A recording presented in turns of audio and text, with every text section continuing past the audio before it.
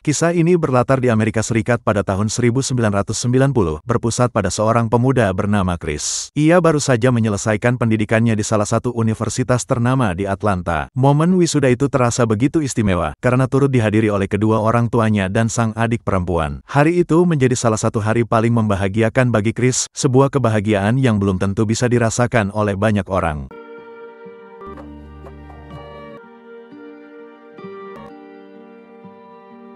Mereka pun pergi ke sebuah restoran untuk merayakan kelulusan Chris sebagai bentuk hadiah spesial dari keluarga. Sang ayah bahkan berniat menghadiahkan mobil baru, menggantikan mobil tua Chris yang sudah karatan. Tapi bukannya senang, niat baik itu justru berujung sedikit perdebatan. Karena Chris yang memang punya prinsip hidup sederhana dan anti kemewahan, mengaku tidak membutuhkannya. Menurutnya, selama mobil tua itu masih bisa jalan ngapain harus beli lagi, katanya. Sebenarnya pemikiran Chris tidak salah, hanya saja dalam hal ini orang tuanya cuma ingin memberikan sesuatu yang spesial. Saking bangganya mereka melihat Chris berhasil lulus dengan nilai sangat baik. Tapi sayangnya Chris justru salah menanggapi maksud baik tersebut. Setelah acara kelulusan usai, bapak, ibu, dan adik perempuan Chris pun kembali ke rumah mereka yang berada di luar kota. Sementara itu, Chris memilih tinggal di apartemennya sendirian. Tapi diam-diam Chris ternyata sedang merencanakan sesuatu. Ia berniat untuk meninggalkan seluruh kehidupannya yang sekarang, termasuk kenyamanan, fasilitas, dan semua hal yang berbau kemapanan. Dengan prinsip ingin hidup sederhana dan mandiri tanpa ketergantungan pada uang orang tua, Chris pun mengambil langkah besar. Ia mendonasikan seluruh tabungannya sebesar $24.000, atau sekitar 300 juta rupiah lebih, kepada sebuah yayasan amal. Tak hanya itu, ia juga menghapus jejak identitasnya sendiri, seolah ingin benar-benar menjadi manusia bebas. Bebas dari hukum, aturan, dan tekanan dunia modern yang menurutnya membelenggu.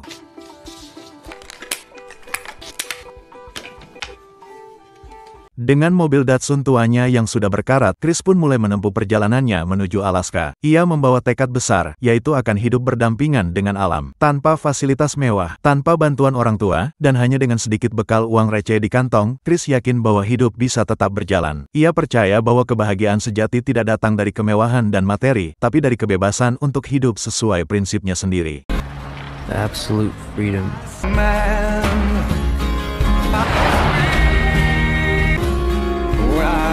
Suatu malam, saat Chris tengah beristirahat di salah satu tempat, tak disangka turun hujan deras yang memicu banjir bandang. Mobil tuanya pun rusak parah dan tak bisa digunakan lagi. Merasa sudah tak membutuhkan apapun dari dunia lamanya, Chris membakar sisa uang yang ia punya, dan sejak saat itu, ia sepenuhnya hidup dari apapun yang ia temukan sepanjang perjalanan.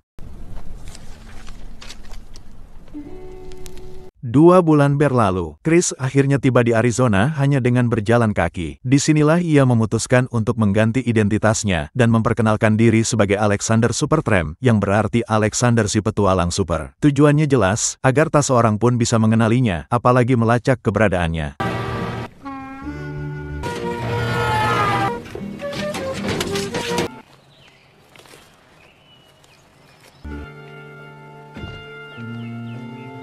Tepat di waktu yang bersamaan, kedua orang tua Chris mulai merasa cemas karena sang anak tak kunjung memberi kabar. Mereka pun memutuskan untuk pergi ke apartemennya. Namun setibanya di sana, tak ada satupun petunjuk yang bisa ditemukan. Bahkan adik perempuannya sendiri dibuat bingung dan tidak habis pikir, apa sebenarnya yang sedang terjadi pada kakaknya.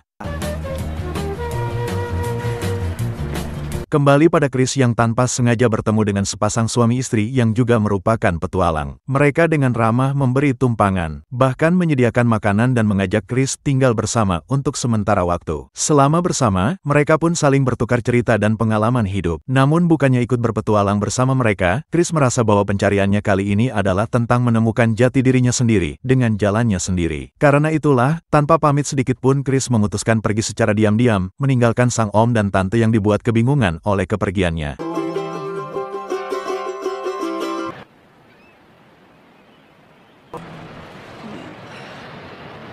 Chris kembali melanjutkan perjalanannya tanpa arah yang pasti, hanya mengikuti kemana langkah kakinya. Sampai akhirnya, ia bertemu dengan seorang pria yang kita sebut saja dia si petani. Sama seperti pasangan petualang sebelumnya, si petani ini pun memperlakukan Chris dengan sangat baik. Bahkan ia mengizinkan Chris untuk tinggal dan membantunya bekerja saat masa panen tiba.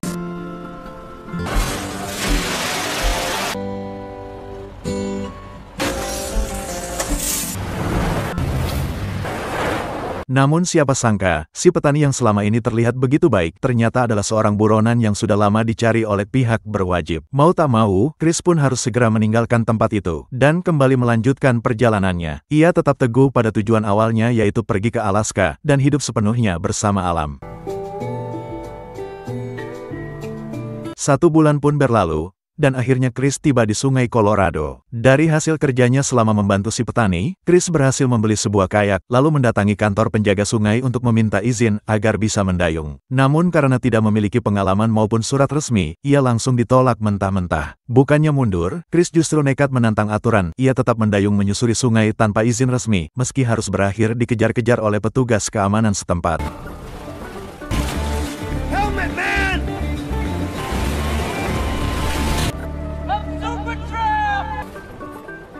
Setelah perjalanannya di Sungai Colorado selesai, Chris kembali melanjutkan petualangan. Kali ini ia menumpang sebuah mobil, hingga akhirnya tiba di dekat perbatasan Meksiko. Masih dengan sisa upah dari tempat si petani dulu, Chris membeli beberapa persediaan makanan seadanya, lalu kembali mengarungi sungai menggunakan perahu kayak miliknya. Tanpa sengaja, ia pun terus mendayung hingga masuk ke wilayah perbatasan Meksiko.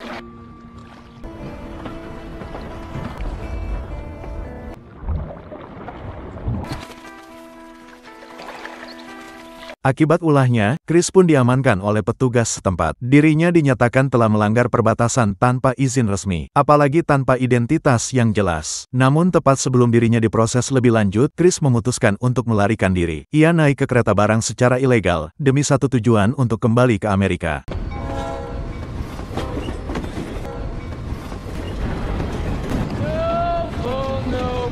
Tibalah Chris di pusat kota Los Angeles. Alih-alih bisa bertahan hidup di alam liar seperti yang ia inginkan, Chris justru kembali terdampar di tengah kota, tanpa identitas, tanpa uang, dan tanpa arah. Dengan kondisi barunya, ia terpaksa hidup sebagai gelandangan. Tak punya pilihan lain, Chris pun pergi ke salah satu tempat penampungan sementara bagi para tunawisma. Namun saat melihat hiruk-pikuk kota yang mengingatkannya pada kehidupan lamanya, Chris mulai merasa muak. Ia membenci dunia modern yang dulu sempat ia tinggalkan, dan dengan tekad yang masih sama, Chris pun kembali kabur dengan cara yang sama, yaitu naik kereta barang secara ilegal.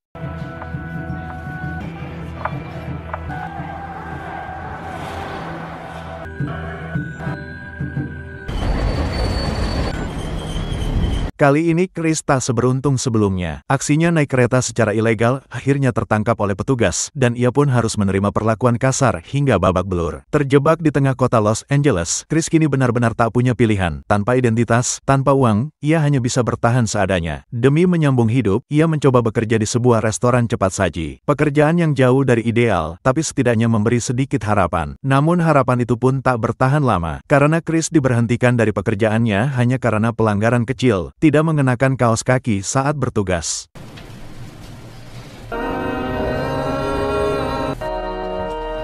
Karena tak punya uang untuk naik kendaraan umum, dan trauma setelah pengalaman pahit menumpang kereta secara ilegal, Chris akhirnya memilih berjalan kaki keluar dari pusat kota Los Angeles. Langkah demi langkah ia tapaki, melewati jalanan panjang yang terasa tak berujung. Tak ada satupun tumpangan yang singgah, dan hari-harinya kini hanya diisi debu, terik matahari, dan rasa lapar. Betapa rapuh dan getir nasibnya kini. Ia berjalan puluhan mungkin ratusan kilometer, dengan kondisi yang nyaris tak bisa dikatakan layak. Dan di titik inilah, kita diingatkan bahwa setiap pilihan dalam hidup memiliki konsekuensi. Berpikir bebas itu hak setiap orang, tapi berpikir matang adalah keharusan. Singkat cerita, Chris akhirnya mendapat tumpangan dan sampai di California, lebih tepatnya di Slab City, sebuah kawasan terpencil yang dihuni oleh orang-orang yang memilih hidup di luar sistem. Tak disangka, di tempat itu ia kembali bertemu dengan pasangan om dan tante yang dulu sempat menolongnya. Keduanya tampak begitu bahagia melihat Chris kembali, karena sejak awal, mereka sudah menganggapnya seperti anak sendiri. Selama tinggal di sana, Chris juga berkenalan dengan seorang gadis muda yang cantik. Gadis itu tampaknya jatuh cinta pada Chris sejak pertemuan pertama. Namun yang kita tahu Chris orangnya seperti apa, maka ia pun menolak gadis cantik tersebut.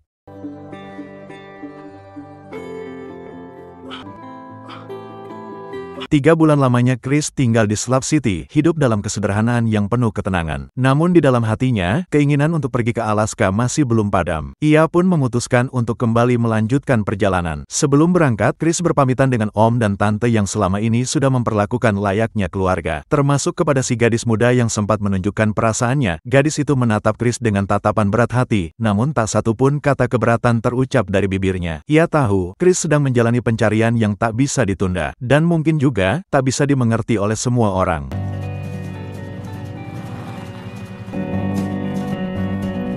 Setelah berpisah dari om dan tante, Chris kembali melanjutkan perjalanannya dan bertemu dengan seorang pria tua yang hidup sebatang kara. Seperti halnya orang-orang baik yang ia temui sebelumnya, pria tua ini pun memperlakukan Chris dengan sangat hangat. Beberapa waktu tinggal bersama, si kakek mulai merasa nyaman dengan kehadiran Chris. Bahkan ia sampai menawarkan untuk mengangkat Chris sebagai anak adopsinya, agar bisa mewarisi seluruh harta peninggalannya kelak. Namun prinsip hidup Chris yang ingin tetap sederhana, tanpa bergantung pada materi, membuatnya tidak bisa menerima tawaran tersebut. Alhasil si kakek pun sedikit terpaksa untuk menghargai keputusan Chris tersebut, meskipun tampak berat melepas kepergian pemuda yang sudah ia anggap seperti cucunya sendiri. Dengan bantuan pria tua yang terakhir ditemuinya, Chris akhirnya berhasil tiba di tempat yang sejak lama menjadi tujuannya, yaitu Alaska. Namun kedatangannya bertepatan dengan musim dingin, di mana seluruh wilayah tampak diselimuti salju tebal. Meski kondisi alam begitu ekstrim, hal itu tidak membuat Chris menyerah. Justru sebaliknya, ia terlihat semakin antusias menjalani kehidupan yang ia impikan, berburu hewan liar, membuat perapian, hingga berkemah di tengah hutan belantara.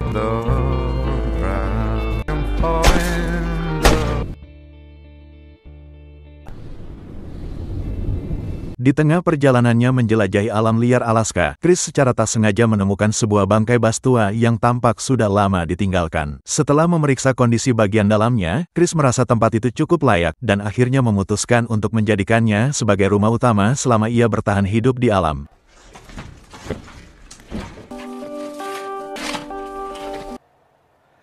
Guess not! Kegiatan sehari-hari Chris dihabiskan dengan membaca buku dan berburu hewan liar, seperti ikan, burung, biawak, rusa, dan binatang apapun yang bisa dimakan. Dan tidak lupa setiap harinya Chris selalu mencatat segala aktivitas dan seluruh kisah perjalanannya dalam sebuah buku catatan pribadi.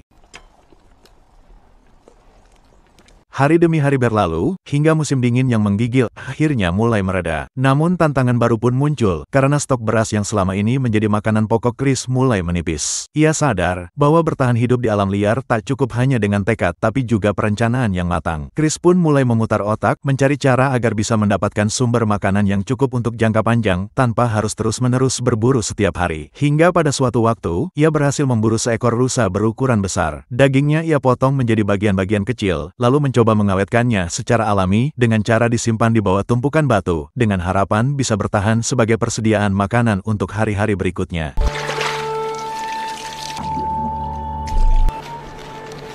No! No!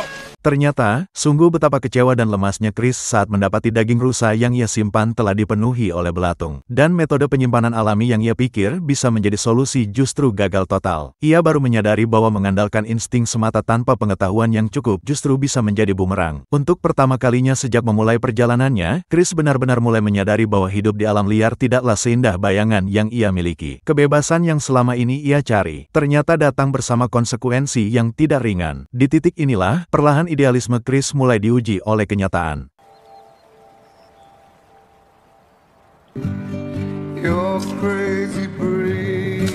Chris pun kembali ke dalam bas, tempat yang kini menjadi satu-satunya ruang nyaman di tengah belantara Alaska. Di sana, ia kembali tenggelam dalam aktivitas menulis dan membaca buku-buku yang ia bawa. Hingga secara tak sengaja, matanya tertuju pada sebuah kutipan yang begitu sederhana namun menamparkan kesadarannya, yaitu, kebahagiaan yang sesungguhnya adalah kebahagiaan yang bisa dibagikan kepada orang lain. Kalimat itu seolah menghentikan seluruh dunianya. Dan di halaman lain tertulis pula, bahwa tak ada kebahagiaan yang lebih bermakna bagi seorang pria, selain menemukan pasangan hidup dan membangun sebuah keluarga.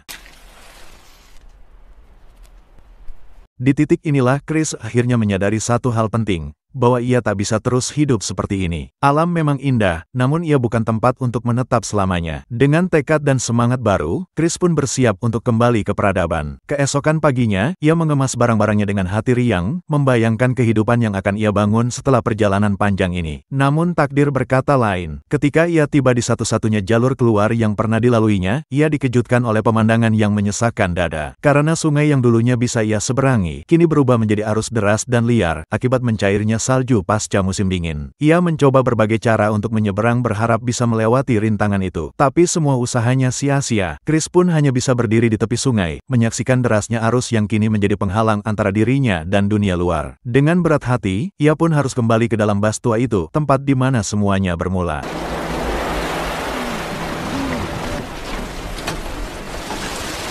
Keesokan harinya, Chris terbangun dengan perut kosong dan tubuh yang mulai melemah. Makanan yang dulu bisa ia peroleh dari berburu kini nyaris mustahil didapatkan. Akibat perubahan musim membuat sebagian besar hewan liar bermigrasi, menjauh dari wilayah tempat ia bertahan hidup. Tak ada satupun binatang yang bisa ia buru, tak ada buah atau tanaman yang cukup layak untuk dikonsumsi. Lapar yang terus-menerus mendera membuat Chris tak punya banyak pilihan. Ia terpaksa menyesuaikan diri, bukan hanya secara fisik tapi juga mental. Ia menambah satu lubang lagi di sabuk pinggangnya yang mulai longgar. Bukan karena gaya, tapi karena tubuhnya perlahan menyusut, kurus kering oleh kelaparan dan cuaca ekstrim.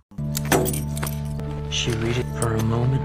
Masih beruntung bagi Chris, ia membawa banyak buku dalam petualangannya. Salah satunya adalah buku biologi petani yang membahas jenis-jenis tumbuhan liar yang aman dikonsumsi. Buku itu menjadi penyelamat di tengah situasi yang kian genting, membantunya mengenali buah-buahan kecil seperti buah seri. Hingga tak lama saat menjelajah lebih jauh, Chris menemukan sejenis umbi-umbian liar yang bentuknya menyerupai kentang. Karena kelaparan yang makin tak tertahankan, ia pun memutuskan untuk memakannya, bermodalkan keyakinan seadanya berdasarkan apa yang ia baca.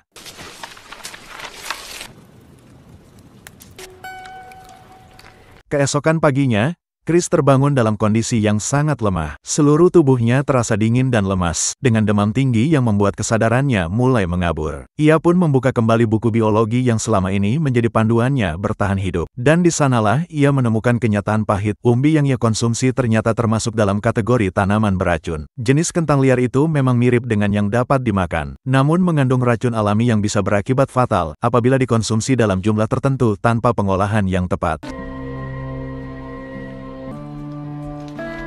Nasi sudah menjadi bubur. Dengan tubuh yang makin melemah, Chris hanya bisa terduduk merenungi penyesalannya sambil menggerutu dan berteriak sekencang-kencangnya, teriakan yang tak akan pernah sampai ke telinga manusia lain. Kini tubuhnya sudah tak bisa lagi diandalkan untuk berburu atau sekedar berjalan keluar dari tempat ini. Yang bisa ia lakukan hanyalah menunggu. Menunggu dengan penuh harapan kosong akan munculnya seorang pemburu liar, atau siapapun yang kebetulan melintas di wilayah yang begitu terpencil ini. Di dalam bas tua yang kini menjadi saksi bisu perjalanannya, Chris hanya bisa memejamkan mata sambil menyesali keputusan yang pernah ia anggap benar. Ia menyadari bahwa selama ini, ia buta terhadap begitu banyak nikmat yang telah Tuhan titipkan padanya, keluarga yang utuh, kehidupan yang sejahtera, serta kasih sayang yang tak pernah kurang dari orang tua dan adik perempuannya. Semua itu ia tinggalkan demi mengejar prinsip yang ternyata tak lebih dari sekadar idealisme kekanak-kanakan. Dan kini ketika semuanya sudah terlambat, Chris harus menerima akhir hidupnya dengan sepi. Ia menghembuskan napas terakhir di dalam bas tua itu sendirian, tanpa satupun orang terkasih di sisinya.